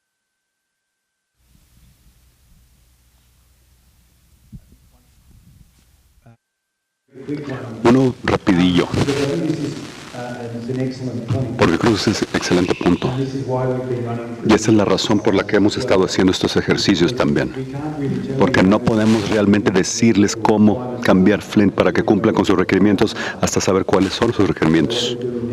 Lo que estamos haciendo ahora, la labor para nosotros, es ver toda la información que ustedes han estado recolectando y proporcionándonos, la presentación que hicieron hoy, la hoja de cálculo que hicieron ayer, para tratar de entender mejor cuáles son estas diferencias y empezar a ver cuáles son los elementos en común para movernos hacia adelante. No puedo decirles en este momento que esta es la ruta o el diseño o el modelo, cómo se va a ver, pero una ruta razonable a futuro será digerir la información que se nos está proporcionando.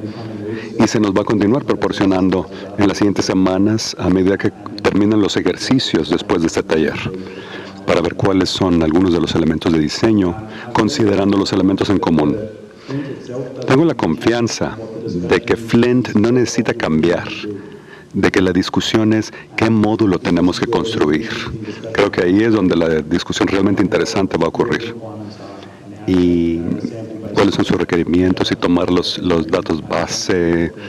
Y me disculpo porque no entendí bien de qué estaban hablando. Mis disculpas. Tratando con un enfoque por muestreo o por módulos, se puede hacer mediante enfoque nivel 2.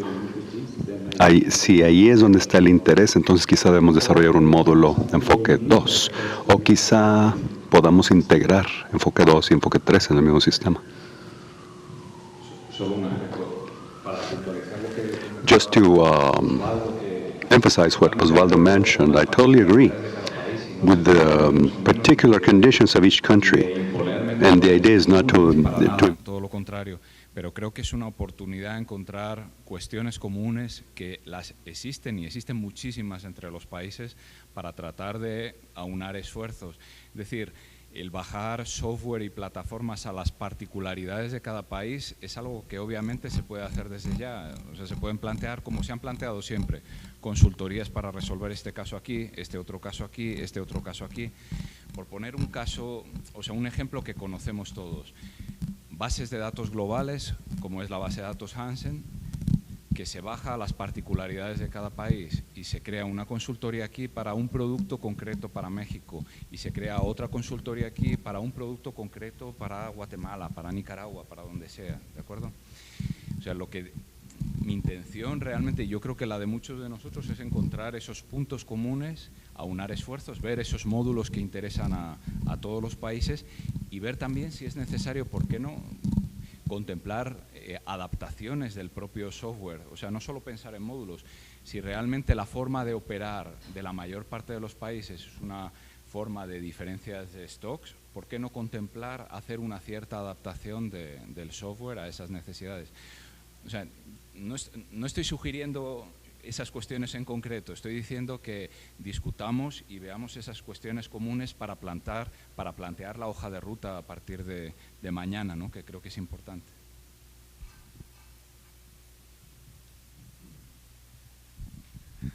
Gracias, Julián. Bueno, creo que en realidad este tema da mucho a que discutir, mucho a que contribuir.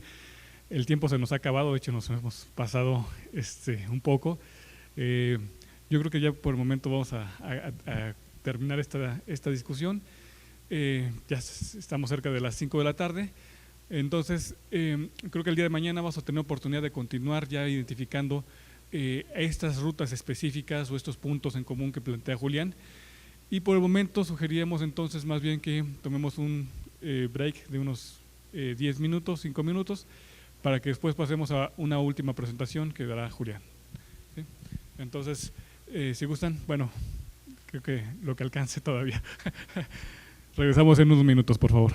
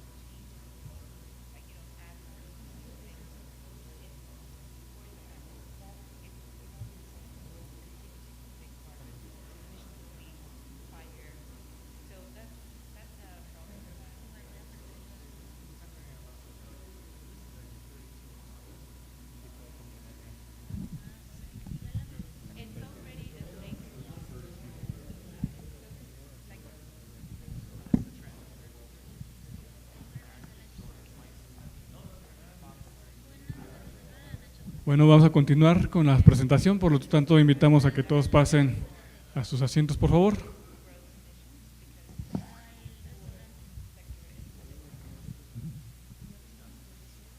Antes de iniciar con esta última presentación, quisiera dar un anuncio rápido.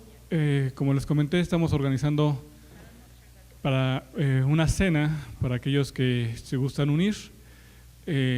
Mis compañeras le van a pasar una hoja para que las personas que estén interesadas se anoten. La idea es ir a un lugar, un restaurante de comida mexicana, para ir alrededor de las 7:30, 8 de la noche. Entonces, estaríamos buscando que el transporte pasara a cada uno de los hoteles a las 7:30 en punto, como dice Craig, y que de ahí nos movamos entonces a este restaurante. Tanto el transporte como el costo de la comida, cada quien lo estaría cubriendo. Entonces, por lo tanto, para las personas que estén interesadas, por favor, les pediría que se anoten con mis compañeras. Bueno, ya están pasando la lista. Listo. Sobre todo, entonces le doy la palabra a Julián para la última presentación. Bueno, gracias, Osvaldo. Voy a ir muy rápido, voy a hacer la presentación muy rápida. Se trata simplemente de que sean conscientes de que el proceso de verificación tras los eventos de monitoreo en la mayor parte de los programas o en los reportes que van a tener que realizar es una etapa, es un proceso completamente necesario y que se beneficiaría mucho también de contar con una plataforma de integración de datos para facilitar el proceso por parte del auditor. Se trata nuevamente de ahorrar dinero y ahorrar tiempo, ¿de acuerdo?, en ese proceso. Y creo que tiene bastante sentido si desde los distintos países se tomase la iniciativa de ir hacia una iniciativa común y colaborativa. Aquellas agencias que están facilitando, en este caso, el proceso de verificación, se sumarían a ese proyecto y tendría bastante sentido, habría bastante coherencia entre las plataformas. Bueno, solo por recordar, estos eran los programas que estaba financiando el banco. Entonces, los procesos de verificación nos centramos tanto en el programa del Carbon Fund como en el programa de la ISFL, ¿no? Una vez que en estos programas se miden las emisiones reducidas, lógicamente, antes de transaccionar con esas emisiones reducidas, tienen que ser verificadas. Es un proceso obligatorio. En este caso, para el Carbon Fund, que es el que tenemos más encima, ya se están firmando los primeros ERPAs. El proceso de verificación es un proceso que es costeado por el banco, y entonces quería comentarles cuáles son los pasos que se han llevado a cabo hasta ahora y cómo queremos seguir trabajando en esta actividad. Si recuerdan, esta era la cadena de flujo que contemplábamos, ¿no? Por un lado, la fase de toma de datos en campo, la toma de datos a través de sensores remotos, la parte de integración de datos, que es en la que estamos trabajando en el taller, pero luego tenemos la parte de verificación. Realmente, tanto la integración de datos como el proceso de verificación tratan de responder a la misma problemática, solo depende de quién tiene que realizar esos procesos, ¿no? En la integración de datos va a ser el propio país el que está trabajando en esa integración, pero luego va a haber un verificador, un auditor externo que va a tener que hacer el mismo proceso, es decir, el país le va a tener que facilitar las hojas de cálculo si ustedes han trabajado con hojas de cálculo, o les va a tener que facilitar los mapas si han estado trabajando con mapas, las mismas fuentes de información. El auditor va a reproducir todo el proceso. Imagínense si ese reporte les lleva a ustedes año y medio o 2 años, lógicamente no es nada operativo. Al auditor pues le tiene que tomar mucho tiempo, o tiene que ser un equipo muy grande de auditores. Eso tiene un coste realmente grande en tiempo y directamente económico, ¿no? Entonces, quiero decir que cualquier solución que planteemos a la integración de datos, el proceso de verificación inmediatamente se va a ver beneficiado, va a utilizar la misma metodología. Es decir, estamos pensando en facilitar esa herramienta o esa plataforma al auditor para que reproduzca exactamente el mismo análisis que han realizado ustedes en los países. Ese es el objetivo ahora mismo que nos planteamos para esta fase de verificación. Bueno. Lo que tenemos ahora es un listado de entidades verificadoras que se presentó ante el Fondo de Carbono y ante el conjunto de países que participan del Readiness. Es importante decir que el alcance de la verificación se ha concretado que debe ser para contabilidad de carbono y para registros, es decir, está enfocado a este campo importante de los programas. La entidad verificadora debe seguir un procedimiento normal de auditoría. Y ahora mismo nuestro grupo de trabajo está preparando unos términos de referencia para ese proceso de verificación. O sea, estamos trabajando en ello. De hecho, se ha contratado un consultor para darnos estos términos de referencia en un plazo bastante breve. Y por otro lado, hay, como sabéis, una plantilla de reporte de monitoreo que esa está preparada. Puede que sufra algunas modificaciones, pero está ya preparada. Bueno. Simplemente que tengáis en cuenta que va a ser un proceso muy complejo, igual al que os enfrentáis en cada uno de los países con la integración de datos, y solo por poneros una idea de costes, ¿no? Tenemos desde los ejemplos de $18.000 en proyectos simples de CDM, de reforestación, hasta programas bilaterales bastante complejos, como el programa, por ejemplo, jurisdiccional en Acre, REM en Colombia, etcétera, cuyas auditorías que toman equipos bastante grandes de auditores, 3, 4 personas que además viajan a campo, etcétera. Los costes alcanzan hasta los $100.000. Cada una de esas auditorías multiplicada por el conjunto de países con los que estamos trabajando, lógicamente es un coste exagerado. Estamos planteando un coste no tan alto como el de los $100.000 con esos equipos tan tan grandes, pero sí una cantidad aproximada que rondaría a lo mejor los $65.000 en una primera verificación, porque habría que replicar todo el nivel de referencia, entonces sería más costoso. Y en las verificaciones posteriores, pues una cantidad un poco menor de $40.000, porque ya no nos olvidaríamos del nivel de referencia, y ya sería, bueno, damos por bueno el nivel de referencia que fue verificado, y a partir de ahí es simplemente comparar los nuevos eventos de monitoreo.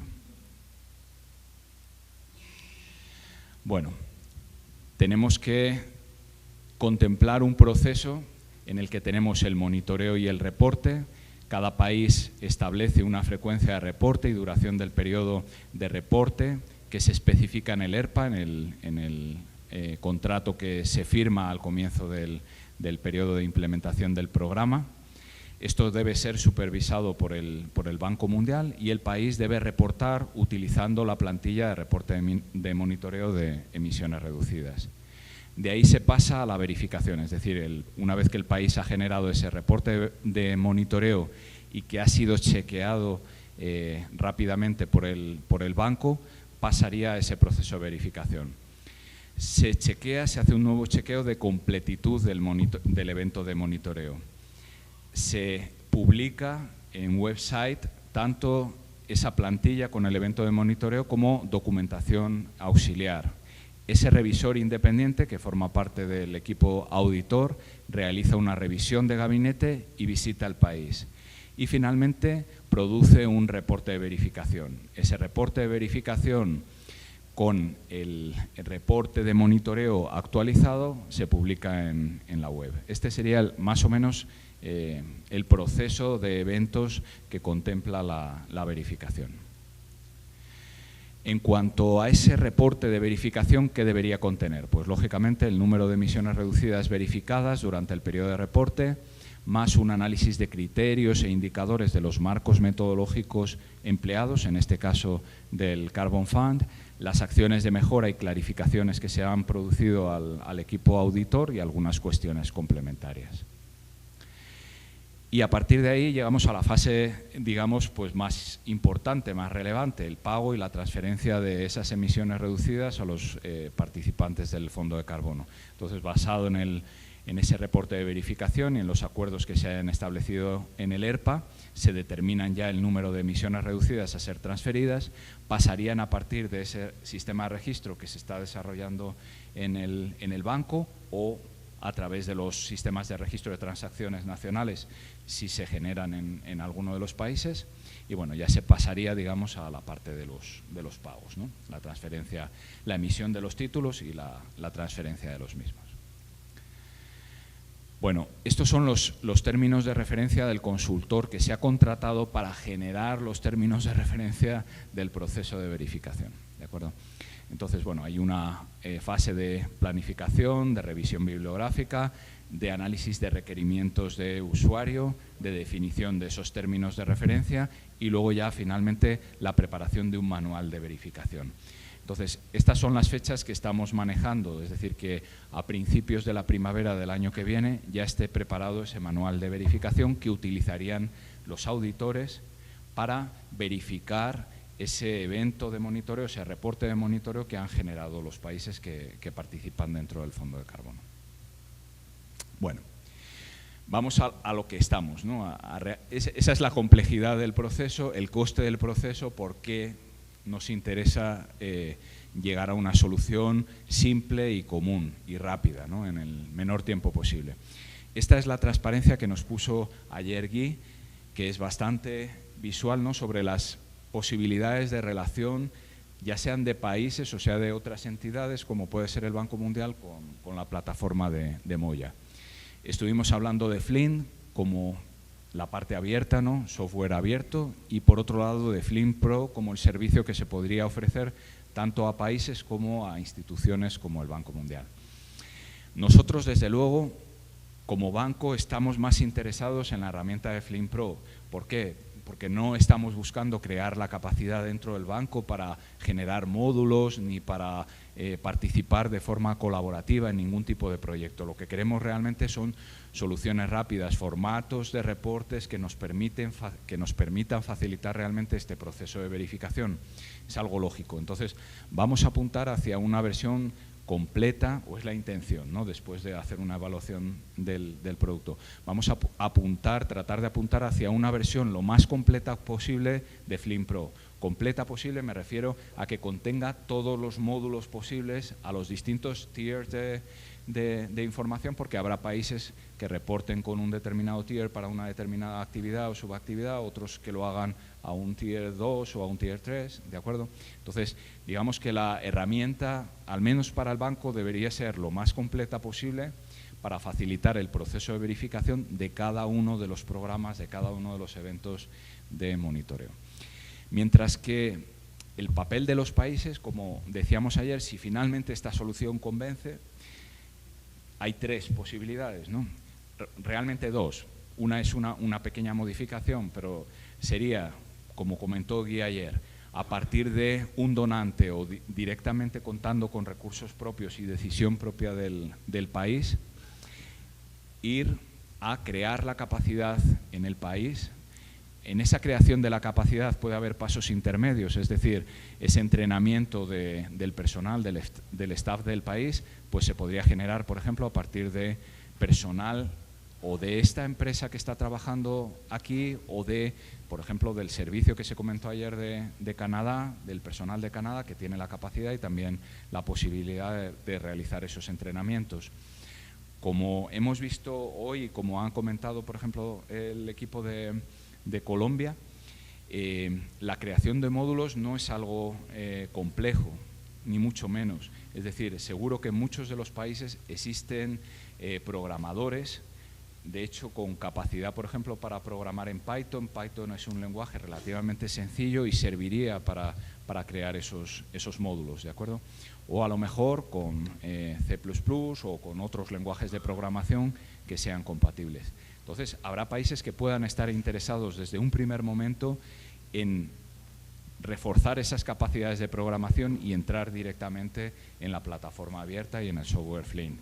Y a lo mejor otros les resulta, si tienen ahora mismo fondos, es aprovechar el momento, les resulta más cómodo como fase intermedia entrar hacia un Flink Pro, ver cuáles son las adaptaciones que habría que realizar, qué módulos les interesaría, porque a lo mejor no son todos los módulos en esa primera fase, pero en una serie de años o meses, tal vez una vez que hayan probado y hayan funcionado con esa herramienta, pues se ven capacitados para entrar a la herramienta abierta de Flink y abandonar el Flink Pro, o tal vez no, es decir, les resulta más cómodos porque no tienen una capacidad de personal grande, ¿de acuerdo? Han funcionado siempre a través de consultores y realmente les ha costado crear ese staff de personal administrativo en la unidad. Les interesa seguir contando con el servicio, podría ocurrir, ¿de acuerdo? Lo que quiero que vean es que nos gustaría que fuera un camino conjunto si nos decidimos finalmente por alguna de estas herramientas. ¿Por qué? Porque tiene que haber sintonía completa, ¿no? No vamos a entrar a un proceso de verificación con una plataforma o un software como Flink Pro si los países no se deciden a utilizarlo. No tendría mucho sentido, ¿de acuerdo? O sea, nos gustaría que hubiese una coherencia en cuanto a metodologías y realmente pensar en un proyecto colaborativo, abierto, entre un buen número de países, a mí me parece sinceramente una buena opción de trabajo, ¿de acuerdo? Creo que es una opción de la que se pueden beneficiar todos los países pueden contribuir y realmente si no fuerza realmente a modificar los procesos de producción de los insumos, como se ha insistido aquí repetidamente, es decir, no van a cambiar los procesos de análisis de sensores remotos para la producción de datos de actividad o no van a variar los insumos relacionados con los factores de emisión, los inventarios forestales o las redes de parcelas permanentes que ustedes hayan establecido. Es una herramienta de integración de los insumos que ustedes tienen en su país. Bueno, pues creo que en ese sentido sería entonces un win-win para todos y creo que sería un proyecto bastante interesante. Y con ese objetivo realmente hemos planteado este taller, ¿no? Ver si esto es una solución óptima para todos y de la que nos podamos beneficiar todos. Entonces, lo que sí que me gustaría, lógicamente, seguro que ustedes ya están pensando, pues eso, realmente cuáles son las posibilidades y el interés. Y seguro que después del taller necesitan un tiempo para discutir y dialogar con las unidades respectivas de sus países. Nos gustaría, como dijimos ayer, tal vez dar ese tiempo de plazo para obtener una retroalimentación, ¿no? Pues mire, nos interesaría de hecho participar en una primera fase de ensayo, ¿no? Una primera fase de ensayo que podría estar financiada por distintos agentes de los que estamos aquí, ¿de acuerdo? Entonces, ese tipo de consideraciones nos interesaría que se plantearan y que en un cierto plazo, ¿no?, después de volver a sus países, pudiéramos ya concretar. Pero en la medida de lo posible, mañana ya vamos a tratar de concretar modificaciones, mejoras, intereses que ustedes tengan como técnicos, aunque a lo mejor no tengan la capacidad de decisión, ¿no?, dentro de su país, pero como técnicos seguro que tienen bien identificados cuáles son esos módulos que serían interesantes, porque conocen bien cuál es el nivel de información que tienen para cada una de las actividades y subactividades de los inventarios de gases de efecto invernadero. Entonces, si es posible, mañana vamos a tratar de hacer esos listados, esa recogida de información sobre posibles mejoras, adaptaciones, intereses particulares que ustedes tendrían con respecto a una plataforma de integración como esta, ¿de acuerdo? De esa forma haríamos realmente el taller, yo creo que útil, dar luego un plazo de retroalimentación y si esto funciona, inmediatamente, sin dejar más tiempo, plantearíamos una hoja de ruta. Esa hoja de ruta puede ser muy heterogénea, ¿no?, como comentaba antes. Podría ser, vamos a hacer ciclos, como comentaba alguna vez Guy, de 3 meses, de 6 meses. En esos ciclos, ¿qué es lo que vamos a tratar de hacer? Adaptaciones a una serie de países piloto, ya estudiando un caso concreto de cómo se realizaría la adaptación de esta plataforma. Hablamos de ciclos porque a lo mejor en un primer ciclo se identifican perfectamente cuáles son esas necesidades de adaptación. En un segundo ciclo a lo mejor se hace un entrenamiento y capacitación de personal y ya finalmente esto entra a correr solo, ¿no?, y de forma independiente. Sí. Depende mucho de las intenciones y de los intereses que tengan los distintos países, ¿no?, según este esquema. Bueno, pues he ido muy rápido y terminé y ya está. Vale.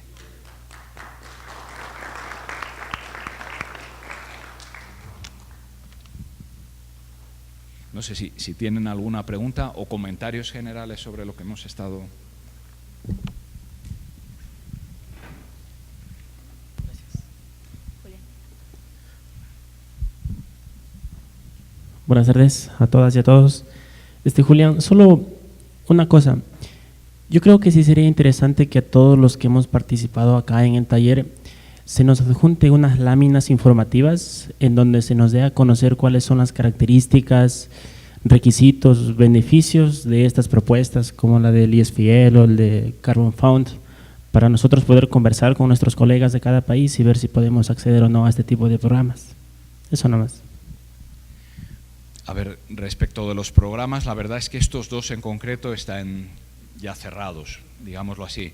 O sea, para el Carbon Fund, la última convocatoria de entrega de programas de reducción de emisiones es en junio del año próximo y los países que están con la lengua afuera tratando de acabar los programas de reducción de emisiones, ahora mismo en Latinoamérica pues está Guatemala, está pendiente Nicaragua, está República Dominicana y está Perú. Esos son los países y ya no hay, digamos que no hay posibilidad de entrar aquí. Pero es un proyecto, un programa muy corto, es decir, se implementará en 5 años, todavía no se sabe si más allá de los 5 años va a continuar igual o cambiará de aspecto y si se abrirá la entrada a otros países en ese momento, ¿de acuerdo? El ISFL también, digamos que son proyectos piloto, pero hay que estar ahí, porque esto se pilota y si tiene éxito continuará y se abrirá. El ISFL opera en 5 países en el mundo, ¿no?, y solo en 2, en México y en Colombia, en Latinoamérica. Pero, como decía al principio, ¿no?, en las presentaciones del primer día, realmente lo que requieren estos programas es lo que están ustedes trabajando y lo que van a trabajar para reportar para otros programas o para su contabilidad nacional. Entonces, este proceso de verificación es algo que se van a plantear sí o sí siempre para cualquier programa y para cualquier proyecto, o bien para las cuentas nacionales deberían verificarlas también, ¿de acuerdo? Entonces, esto es común. Una plataforma de integración de datos es común, pertenezcan o no a un determinado programa, ¿no? Siempre van a tener que plantearlo. En todo caso, siempre van a tener que llevar esa contabilidad nacional, ¿no?, de inventario de gases de efecto invernadero. Pero bueno, abierto a siempre que haya una convocatoria nueva o una propuesta nueva, a informar sobre ello.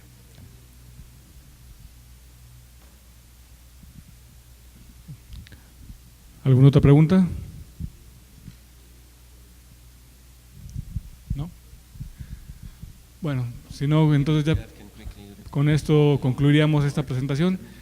Le agradecemos a Julián nuevamente por su exposición, así que le damos otro aplauso. Bueno, aquí hay una intervención, un momento por favor, aquí hay una intervención por parte de Jeff.